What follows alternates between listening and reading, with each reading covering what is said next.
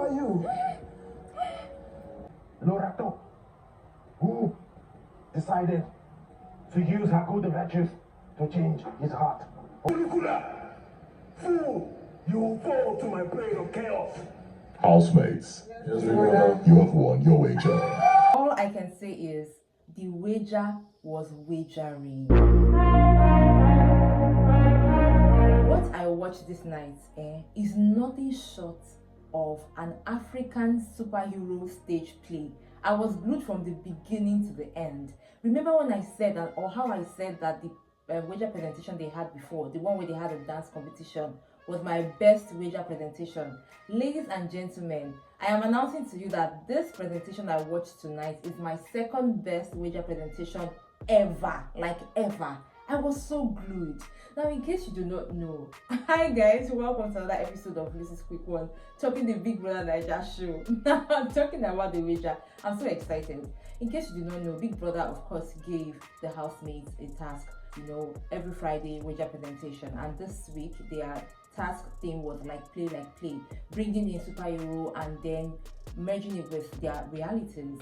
And then they had been practicing and preparing all week. And to be honest, even when they are having their diary sessions, a lot of the housemates will be saying they are not seeing the picture, they are not there yet, they are tired, this is happening, Onyeka is overwhelmed. Even while I talked about the Big Brother show this week, even the diary sessions, I always said it that I'm not sure they will win their wager presentation this Friday. And the fact that they staked 100% of their food on this week's presentation just got me in my feelings.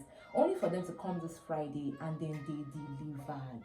So they came in, and the first person I'm seeing is TJ, who narrates the story of the balance between good and evil, and how either good or evil is trying to rule the entire world, forgetting the fact that the world is a balance of good and evil. So TJ comes and reveals and narrates the story of a woman who gives birth to twins, and one is good and one is evil, and at some point, because they could not see eye to eye, they had to fight to see who would take over the kingdom in the long run. And then these guys had their goddesses, had their army, and then they started to fight.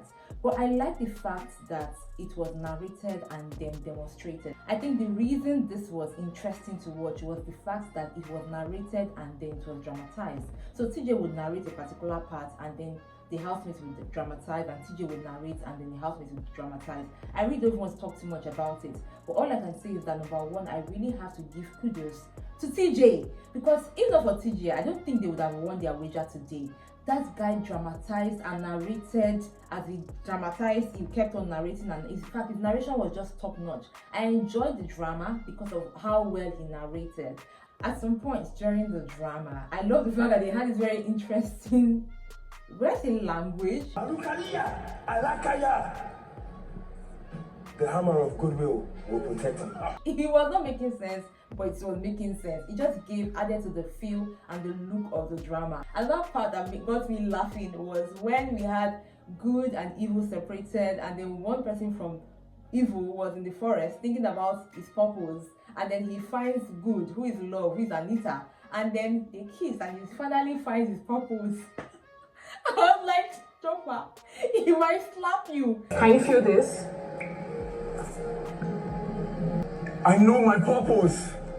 I now know my purpose. It's very interesting to watch that, all this just came into play. And I like how when Onyeka was talking about their wager presentation, how she explained that in as much as they were trying to showcase superhero, they were trying to showcase good and evil, all these things are also the realities of the housemates, from pairing of the pairs to the realities of the household, of how they behave. For example, Ben, who is very funny, was the god of laughter in the drama. And then we also had Nelly, who is beautiful, and she was like the goddess of enchantment and enchantress. And then we also had Anita, who is the goddess of love and sacrifice. And everything just came into play, and it was so interesting to watch.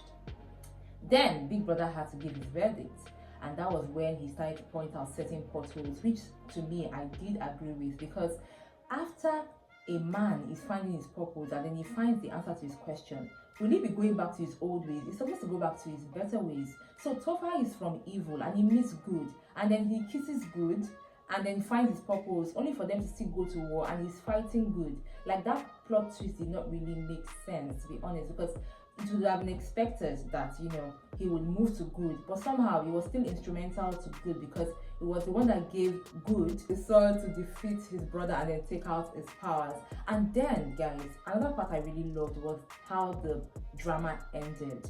After they had all made peace and then they agreed that there should always be a balance of good and evil, even though this time good supersedes evil. Wani goes to go and look for trouble because, you know, the powers were kept somewhere, and then she was walking one day and then she puts her hand there and then she takes on the evil powers for herself, and then TJ comes to say to be continued. Like, there's nothing as beautiful as having to be continued, because when you watch all these superhero movies, all of them, the way it is, there's always this to be continued vibe that it always has. So I love that they brought that into the drama today. My mind, when I was watching, I was like, if Big Brother does not give them their wager, I will go and stage a protest, because these guys really did good. And now everybody can sleep. All I want to say is kudos to the housemates. This was a well-deserved win. Let me know what you think about the wager presentation in the comment section. I've got you more next time. Till then, remember to enjoy every moment. Now.